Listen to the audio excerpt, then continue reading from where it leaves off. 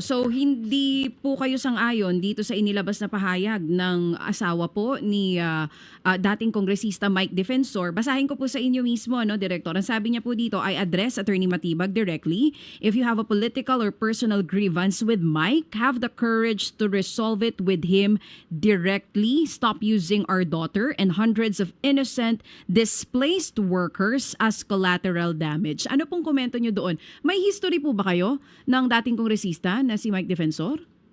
Wala po, hindi naman ko po yung naging magkaribal kung kanino man. Ano po, ang katunayan, magkakilala po kami. Magkasama po kami noon sa administrasyon ni dating Pangulong Arroyo. Pero alam po ninyo, sila po yung naglalagay sa politika. Ang NBI po, hindi po kami political bureau eh. Kami po, ang mandato namin, hulihin yung mga gumagawa ng illegal. Yung sinasabi po nila na political issue, na i-address ko kay Ginoong Mike Defensor, sila po naglagay sa politika. Ang sa akin po, gumawa kayo ng illegal na bagay, dapat handa kayong harapin din kung ano yung consequences nito.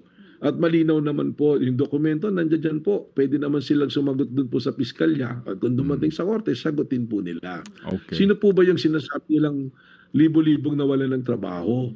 Sasabihin nila na nawalan ng trabaho. Pero mas masama po yata na dahil sa kahirapan, pagsasamantalahan natin yung mga tao, in the guise na binibigyan natin sila ng hanap buhay at trabaho, pero sa ini-exploit natin sila para magkapera po tayo.